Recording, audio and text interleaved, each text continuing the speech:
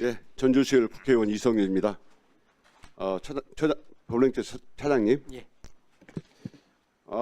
정말 국민들이 참 부글부글 끓고 있습니다. 윤석열 내란 수계에 대해서는 우리 지기현 재판부가 온갖 특혜를 주고 있잖아요. 지하통로 출입하게 하고, 그리고 비공개로 하고, 그리고 피고인 좌석이 아니고 중간에 앉히게 하고, 이런 특혜를 주는 바람에 국민들이 정말 부글부글 끓고 있습니다. 이번에 5월 1일 날 선고된 법원의 이 사법 쿠데타 정말 심각합니다. 이재명 대표 사건에 대해서는 온갖 외에만 적용해가지고 이렇게 또 초스피드로 빛의 속도로 재판을 선고하는 바람에 국민들이 참 분노하고 있습니다. 저는 5월 1일 날 이 판결을 보고 느끼는 게 생각나는 게 있었습니다. 물론 많은 법원에 계신 분들이 문자를 줬어요. 대법관들이 정치 몰입해가 되었다. 이렇게 표현하는 분도 있었어요. 정말 대법관님들 심각하게 반성을 해야 되고 생각합니다. 정말 지기현 판사가 탄핵을 해야 한다고 국민들이 주장할 정도로 심각하게 법원의 신뢰를 떨어뜨렸다면 이번 5월 1일 사법 쿠데타는 법원의 신뢰를 정말 땅에 묻어버렸다. 정말 내팽개친 판결입니다. 우리 차장님 동의하십니까? 판결에 대해서 평가는 다 다를 수 있다고 생각합니다. 차장님 혹시 제2 인혁당 사건 생각나십니까? 예, 좀 말씀을 해주시면. 제2 인혁당 사건은 1975년 4월 8일 날 대법원 전원 합의체에서 판결한 사건입니다. 이 사건이 왜 문제가 되냐면 75년 2월 달에 선고되자마자 다시 한 달 보름 만에 대법원이 딱 하루 전원 합의체에서 심리를 하고 바로 선고까지 했습니다. 선고 내용이 8명 사형 선고입니다.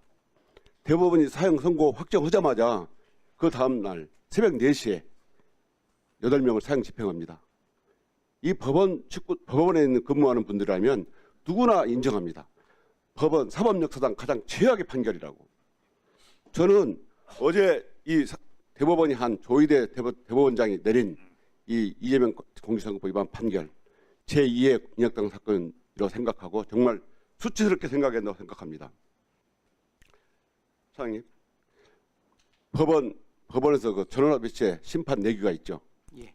10일 이내에 공고하게 돼 있죠. 어떤 원칙이 전압을 열라면. 예. 그 다음에 한 달에 한 번이 원칙이죠. 예, 그렇습니다. 그 다음에 우리 그 재판 연구관들이 사전 보고가 있어야 되죠. 검토 보고가. 예. 예. 이런 거 지켰습니까? 지켰을 것으로 생각하고 있습니다.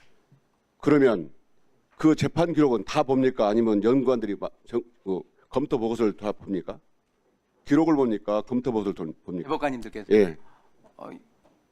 연구관들의 검토 보고서도 보시고 기록도 다 보실 것으로 야, 판단합니다. 기록이 언제 대법원에 갔습니까? 그 상고 기록 접수가 된 때가 저희가 3월 28일이었고요. 예. 예, 그때서부터 지금 그 종이 기록에 대해서는 저희가 형사 사건에 있어서 전자 사본화를 취하고 있기 때문에 사본화 조치를 취해서 바로 기록을 보실 수 있습니다. 7만 쪽이 된다고 그러는데 이 7만 쪽을 읽으려면 며칠 걸리는지 아십니까? 한 사람이 8시간씩 읽어도 100일이 넘게 걸려요. 이 기록을 다 읽으셨다고요?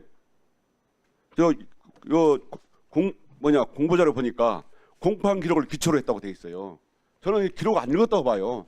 사람이면 이 한 달 만에 다 기록 파악하고 그다음에 전원 합의체 전압에 넘긴 지 9일 만에 판단할 수가 없는 거예요. 자, 왜 이재명 공직선거법 위반 사건은 전압에 넘겼습니까? 이 내규에 의하면 뭡니까? 사회적으로 중요한 사건이라서 그런 겁니까? 그럼 저도 대법원에서 사건이 있습니다. 2년째 재판하고 있어요. 소부에 있습니다. 이러면 국민들이 모두 우리 사건도 전압에 넘겨서 해달라고 그러면 어떻게 하실 겁니까? 제 사건도 제 관련된 검사들이 많이 있습니다. 그 사람들이 판결을 기다리고 있어요. 이렇게 재판을 자의적으로 하니까 국민들이 비판을 받는 겁니다. 이거는 대법원이 작심하고 선거에 개입한 것이고요. 인혁당 사건처럼 A만 적용해가지고 하루에 이틀 만에 심리했지만 결국 7만 쪽이 되는 기록을 잠깐 심리하고 정말 빛의 속도로 판결을 내려가지고 국민들이 지금 선거가 한 달도 안 나는 시점에서 국민들이 배심원으로서 판결을 해야 한다고 생각하는데 법원이 그 사법부를 일으켜가지고 재판에 간섭하고 국민들의 재판 리더 선임권, 대통령 투표권을 죽여버린 겁니다. 이건 제2의 인혁당 사건보다 더 심각한 것입니다. 인혁당 사건은 유신 독재 권력에 굴복한 것이지만 이건 법원이 자원해서 한 거예요. 이러니까 법원이 내란 세력 동지했다 비판을 받는 거고 사법 쿠데타를 일으켰다는 비판을 받는 겁니다. 법원이 할 말이 없어요. 오직하면 내부에서조차 저한테 부끄럽다는 얘기를 하는 겁니다. 정말 이거 법원 판결문에 이런 반대의견 중에 제가 감동적인 것이 있어 보여드리겠습니다. 대법원이 선거의 공정성을 내세워 허위사실 공표죄의 적용 범위를 넓히는 해석 방향을 취하는 것은 민주주의 발전의 역사를 후퇴시키는 퇴행적 발상이다. 특히 이와 같은 해석 방향이 검사의 기소 편의지와 결합할 경우 민주주의 정치와 법원의 정치적 중립성에 가해지는 위험은 심각할 수 있다. 정말 위원장도 말씀하셨지만 다수 의견보다 소수 의견이 더 페이지가 많지 않습니까? 이건 이례적이잖아요. 정말 윤석열 12선 내란도 실패했지만 정말 이번 법원의 5월 1일 사법 쿠데타도 성공할 수가 없습니다. 왜냐하면 국민들은 다 알아요. 법원이 어떤 건수를 부렸는지. 죄다 윤석열이 임명한 재판관들이 다수 의견을 냈지 않습니까? 그렇기 때문에 국민의 비판에 저항에 직면해서 이번 쿠데타는 반드시 실패하고 법원은 법원 개혁의 비판에 직면할 것이다.